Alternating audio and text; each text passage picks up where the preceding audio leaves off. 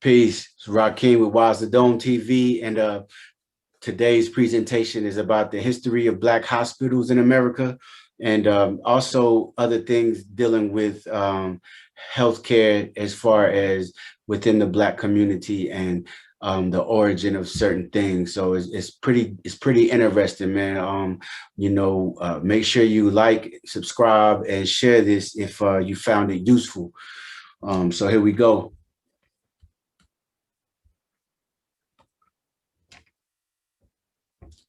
All right, so this is the Freedmen's Hospital. The Freedmen's Hospital was established in 1862 in Washington, D.C. by the Medical Division of the Freedmen's Bureau to provide the much needed medical care to slaves, especially those freed from the aftermath of the Civil War.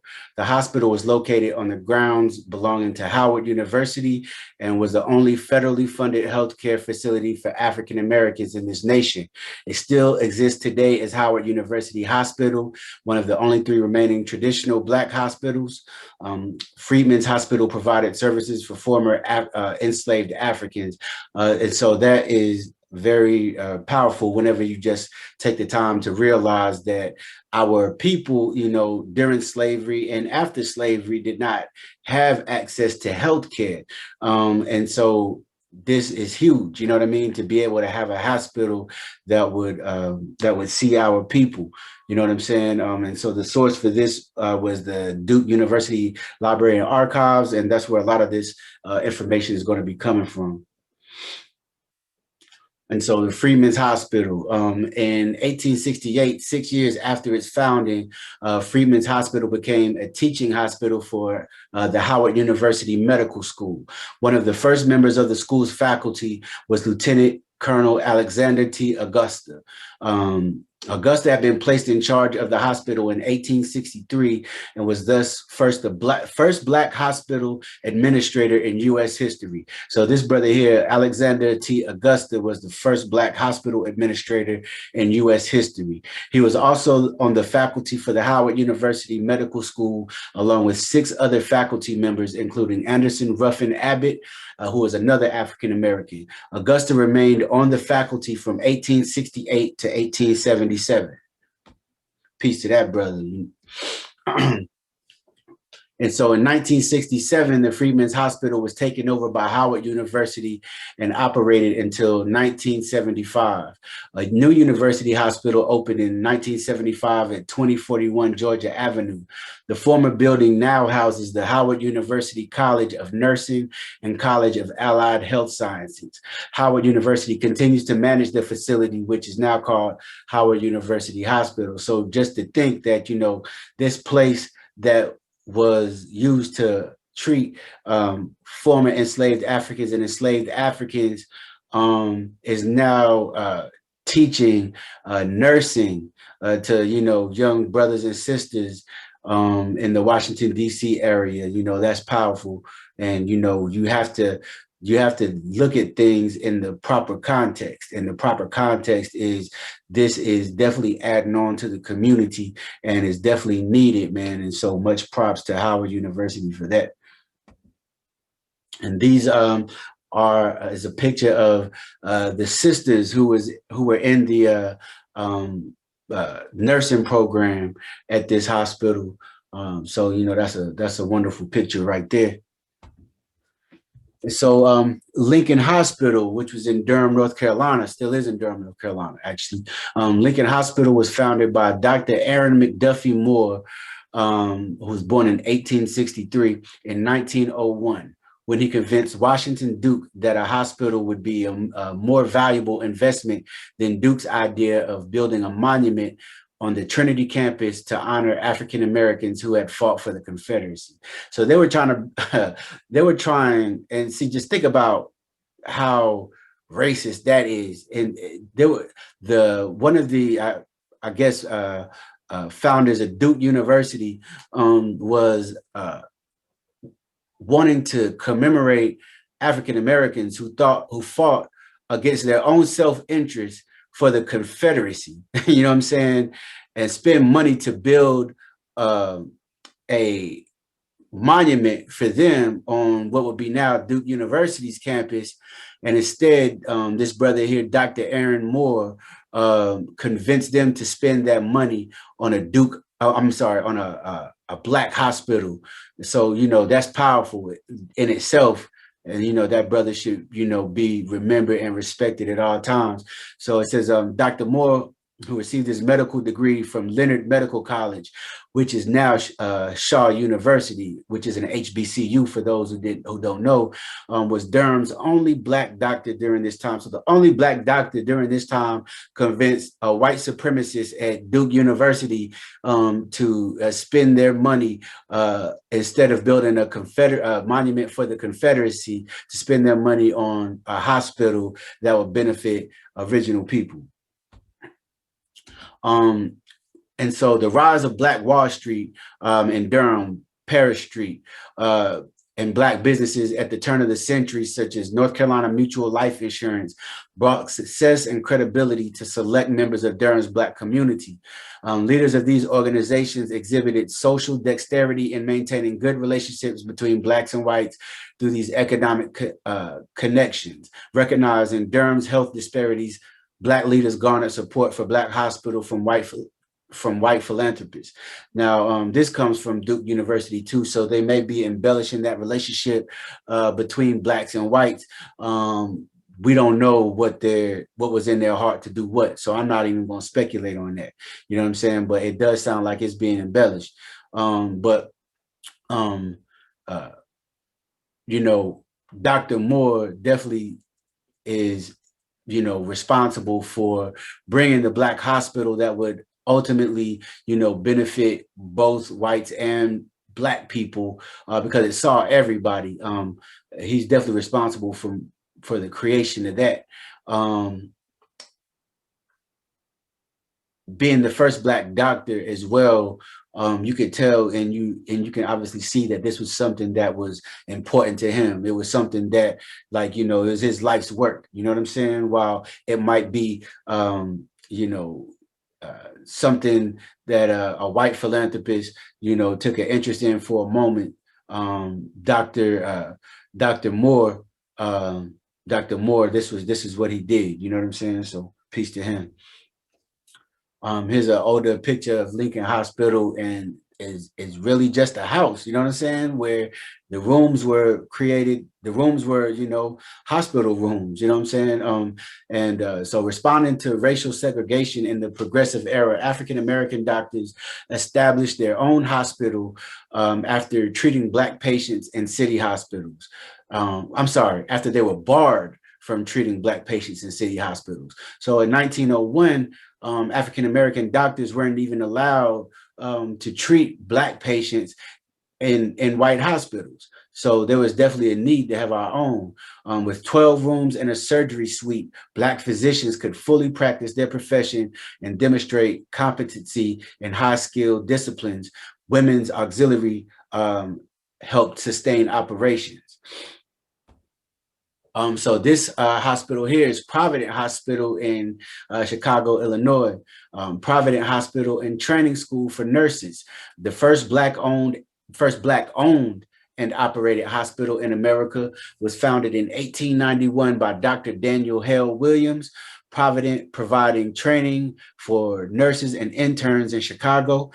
Black patients were denied admission to white hospitals. Therefore, Black physicians could not treat their patients. So this is another instance where we did what we had to do because we were barred from the basic necessities of even being able to treat our own for sickness. You know what I'm saying?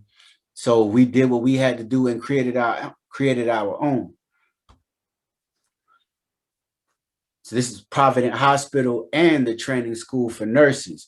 Owned and run by African-Americans from its start, Provident was open to all regardless of race. It was also the first private hospital in the state of Illinois to provide internship opportunities for Black physicians. So these hospitals have a thing where not only are they providing healthcare, but they are providing educational opportunities for Black physicians and Black nurses. The first to establish a school of nursing to train Black women, one of the first Black hospitals to provide postgraduate courses and residencies for Black physicians, and the first Black hospital approved by the American College of Surgeons for full graduate training in surgery. So, I mean, this was powerful, and they were doing great work, obviously. Provident also offered an important forum, a proving ground for ideas about Black self-determination and institutional survival. In 1893, the first documented heart surgery was performed by Dr. Daniel Williams at Provident Hospital and Training School. Though the historic Provident Hospital was forced to close in 1987 due to financial difficulties, it reopened in 98 as a part of the Cook County Hospital System. St. Agnes Hospital in Raleigh, North Carolina. St. Agnes Hospital was established in 1886 in Raleigh, North Carolina, on the grounds of St. Augustine's College, which is still there, which is an HBCU for those who don't know. Despite obvious handicaps, it was referred to in 1922 as the only well-equipped hospital for Negroes between Washington and New Orleans, serving not only North Carolina, but adjacent Virginia and South Carolina. The hospital closed in April of 1961 after nearly 65 years of service. So it looks like, you know, possibly could have been a casualty of the civil rights movement as far as integrating. I'm not sure, but that's just something to think about. Riverside General Hospital in Houston, Texas. The Houston Negro Hospital was created in 1926 when the earlier Black Union Jeremiah Hospital was no longer capable of accommodating the rapidly growing Black population of Houston, Texas. African-American community leaders began to campaign to garner support from local physicians when oilman Joseph Cullinan, who had earlier supported the existing hospital, donated $80,000 to construct a new facility. The city of Houston donated 3 acres of land in the 3rd Ward for the new 50-bed hospital. Construction began in 1925. The Houston Negro Hospital, Riverside General Hospital. The Houston Negro Hospital Nursing School was established in 1931 next to the hospital. There again, we see not only are they, you know, serving the community as far as healthcare, they are serving the community as far as education as well. You know what I'm saying? Which it can't get no powerful than that. It's actually the gift that keeps on giving. You know what I'm saying? So this was the first educational institution created for the training of Black nurses in Houston, Texas. Houston Negro Hospital was not successful in its first few years as it lacked patients, partly because many Black Houstonians preferred to rely on treatment at white hospitals. So, you know, that's, again, you know, we can kind of see different fields where we not really supporting our own all the time like we need to be. And it looks like in the beginning, that was the case at Riverside General Hospital. And so let's talk about the first Black health insurance company, North Carolina Mutual Life Insurance Company, founded by Dr. Claude Henry Donald, and the health education of Blacks. The first North American insurance enterprise for the care of the sick and poor of the Black community was, as far as is known, founded in Philadelphia by free Blacks in 1787. The preamble of the Free African Society set out the principles of the society and its insurance practices. While white insurance companies actively competed for Black clients during the mid-19th century, they chose to reduce the size of policies they wrote for them and significantly increased their premiums. So that was how I guess the Free African Society in Philadelphia was able to create their own insurance company. But North Carolina Mutual Life, which is a part of Black Wall Street in Durham, North Carolina, is credited with being the first. And so the first Black doctor, Dr. James Durham, and was born into slavery in 1762. bought his freedom and began his own medical practice in New Orleans, becoming the first African-American doctor in the United States. As a youngster, he was, I don't even like to use that word owned, right? But he was enslaved, right, by a number of doctors who taught him how to read, write, mix medicines, and work with patients. Durham had a flourishing medical practice in New Orleans until 1801, when the city restricted his practice because he did not have a formal medical degree. Dr. James Durham in 1788, he was invited to Philadelphia to meet Dr. Benjamin Rush, who wanted to investigate Durham's reported success in treating patients with diphtheria. Dr. Rush, signer of the Declaration of Independence and one of America's most foremost physicians, was so impressed that he personally read Durham's paper on diphtheria before the College of Physicians in Philadelphia. Durham returned to New Orleans in 1789, where he saved more yellow fever victims than any other physician during an epidemic that killed thousands. He lost only 11 out of 64. Onesimus was an enslaved African, was described, he was the first person credited with creating the African method of inoculation against smallpox. The technique later used to protect American Revolutionary War soldiers is perfected in 1790s by British doctor Edward Jenner. So when it comes to inoculation, original man on the plantation named Onesimus created that. Mary Eliza Mahoney, she changed the course of American nursing forever when she became the first professionally trained African-American nurse in 1879. She was born in the Free State of Massachusetts in 1845 after her parents moved from the slave state of North Carolina.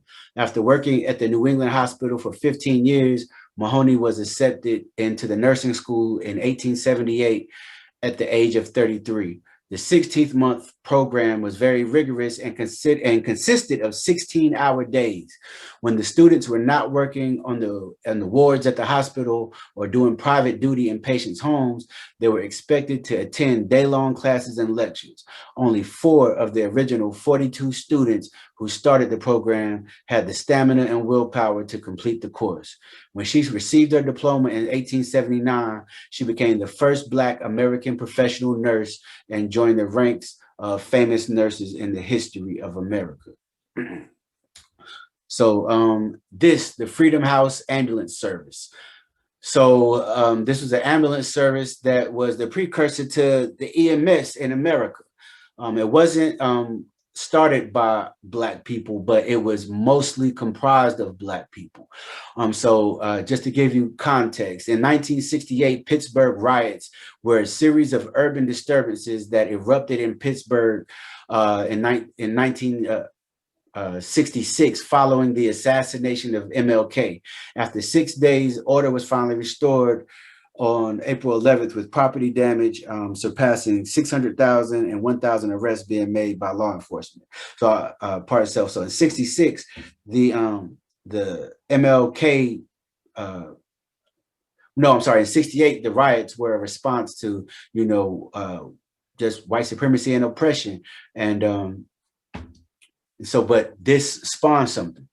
So the dismal state of emergency medical response in Pittsburgh gained notoriety in 66 when the former Pittsburgh mayor, who had gone on to become governor, collapsed from a heart attack during a speech at a local mosque. Police officers whisked him to the hospital, but he didn't survive. And so most of the first class of Freedom House recruits were unemployed. Some were returning Vietnam War vets struggling with drugs and alcohol. Some were recruited off the streets when they didn't get enough people initially. And so the creator of the program led the training, which consisted of 300 hours of education over 9 or more months at various hospitals in Pittsburgh, including Presbyterian University Hospital. They did rotations in the emergency room, operating room, obstetrics, x-ray, and the morgue. And so it was said they got an unprecedented medical education. And so when the riots did erupt in 68, the assassination of Dr. Martin Luther King Jr. left the Hill District shops gutted, hundreds out of work. Freedom House provided a solution, creating jobs for the unemployed and providing crucial service for a imploding community. Blacks were not the only Pittsburgh residents who suffered from a lack of care in those days. In '66, the mayor collapsed, and as I said before, he died at the hospital. And so, that's just a build that, I wanted to show the history of some aspects of healthcare in the Black community. Always do the knowledge, fact check anything that I do. If it interests you, take what you learn here and research more and buy books on it. You know what I'm saying? But appreciate you for tuning in. Peace to the gods, peace to the earth, peace to all the civilized people.